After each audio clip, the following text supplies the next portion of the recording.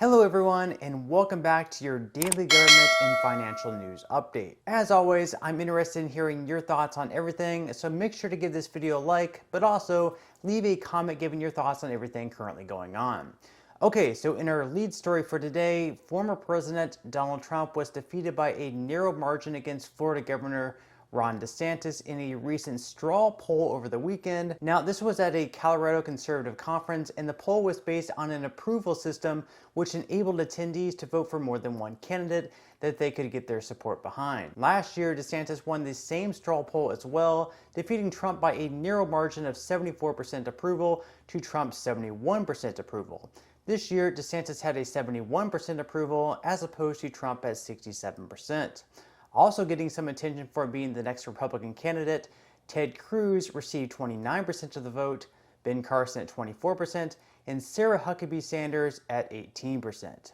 So out of all these candidates, or some of the ones perhaps not even listed on this list, I'm curious, which one would you like to see run in 2024 against Joe Biden, or whoever happens to be the Democratic candidate? Now, just because DeSantis won the poll this year as well as last year, that really doesn't necessarily mean that he's even going to run. He still hasn't even declared that he's going to run in 2024, and he's even said that in some interviews that he would much rather remain as the governor of Florida, just because he's able to make a much bigger impact that way. Now, personally, I'm a huge fan of DeSantis and would miss him as governor of my state, but he would also make an excellent president as well. Donald Trump actually has some pretty good policies while in office and could also make a good president, but perhaps some of the inappropriate things that he said while in office overshadowed his policies and also heavily motivated Democratic voters to get out to the polls. In the last election, for example, Joe Biden really didn't receive 81 million votes because Democrats love Joe Biden. Biden received 81 million votes because people were that tired of Trump, and DeSantis, at least in my opinion, would most likely change that. DeSantis is pretty much like Trump without the sour image.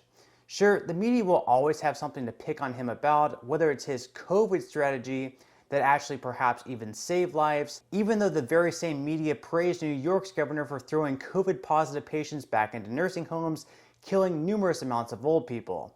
Then, of course, the whole Don't Say Gay bill fiasco, where nowhere in the bill does it actually say that you can't say gay. So will DeSantis also get smeared by the media? Of course, but I don't think people see DeSantis in nearly as bad of a light as they see Trump. Also, I think people in the middle, even perhaps in the middle left, are so fed up with Biden at this point, with their pocketbooks getting thinner and thinner each and every day, that they would be willing to see a change. But how close of a race would DeSantis and Biden actually be? Would it be a landslide or just another nail-biter like in the last two elections? Well, it seems like the White House is actually pretty worried. According to a recent report, the White House is worried about Jimmy Carter parallels to Joe Biden's presidency. And I could see exactly why they would think that. With gas prices and inflation continue to rise each and every month, things really aren't looking too great for Joseph Biden. But why the Jimmy Carter comparison? Well, just like now, that was also a time of very high inflation, with it being 9% in 78, 13.3% in 79, and 12.5% in 1980. By the time November of 1980 rolled around, people were so fed up with Carter that Reagan won every single state except Minnesota, Georgia, West Virginia, Maryland, Hawaii, and Rhode Island. Once Reagan came into office, he proceeded to cut taxes and had other really great economic policies to end inflation, which resulted in a drop to 3.8% in 1982, where it stayed around throughout his presidency. In 1984, Reagan won by an even larger margin, with the Democratic candidate Walter Mondale only taking Minnesota. So will we see this big of a blowout in the 2024 election? Most likely not. It's really hard to see an election where a Republican candidate could take states such as California and New York, or at least until we see a much larger shift in political ideology, but someone like DeSantis I think should have no problem in defeating President Biden.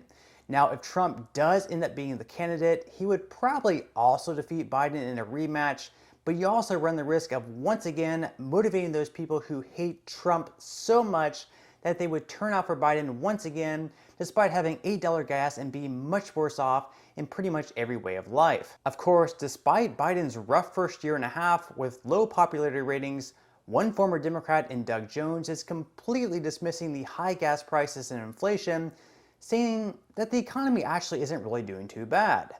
Now, not sure which world Mr. Jones is living in, but someone seriously needs to give this guy a reality check. According to Jones, at least, President Biden has created more jobs than any person in history.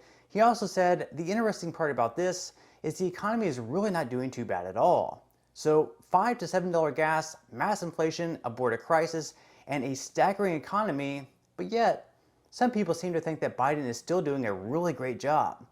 That's pretty amazing stuff. Now, in some other news, which might just come as bad press to the current president, that's if it ends up being reported on for more than 30 seconds by our lovely mainstream media, a recent video has emerged of Hunter Biden casually walking around with, get this, an illegally obtained weapon in a hotel room with a nude hooker. So not a great time for the president's son to have this appear online, just as Democrats are trying to enforce strict gun control laws. Wisconsin Senator Ron Johnson said what all of us are thinking: before proposing or passing any new federal gun legislation, the Biden administration ought to enforce existing laws regardless of who is violating them, even if that person is the president's son.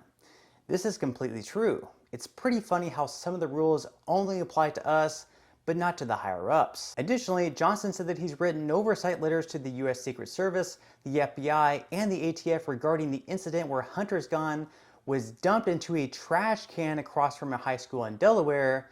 Little to his surprise, none of these agents really cared. Rules for thee, not for me. Meanwhile, in New York's recent attempt to crack down on her Second Amendment, the governor raised the age from 18 to 21 in order to buy a semi-automatic weapon. Additionally, they are increasing the reporting requirements of social media companies when they are alerted to credible threats of violence. Of course, this still won't necessarily stop criminals or those with mental health issues from obtaining a weapon illegally, but hey, most of New York's residents are all for it. Of course, even at the federal level, it looks like we're going to see more gun control laws as well, with Republican Senator of Texas, John Cornyn, saying that he's optimistic that there will be 60 or more votes on gun control legislation. Cornyn also said that he's not looking to restrict the rights of law-abiding gun owners or even citizens, but just trying to help crack down on these mass shootings. On Face the Nation on Sunday, another Republican senator in Pat Toomey also said that expanding background checks is on the table as well. So in your opinion at least, what, if anything, do you think that Congress should do, whether it be mental health investments or anything else, to help stop these mass shooting tragedies? Leave your thoughts on all that in the comment section below. But on that note, I'm going to go ahead and wrap up this video. If you enjoyed the content in today's video and you would like to see more like it, make sure to give this video a like, subscribe to my channel, and also ring the notification bell. That way you will be the first to be notified when I do upload a new video. And until next time, have a wonderful day ahead and stay informed, my friends.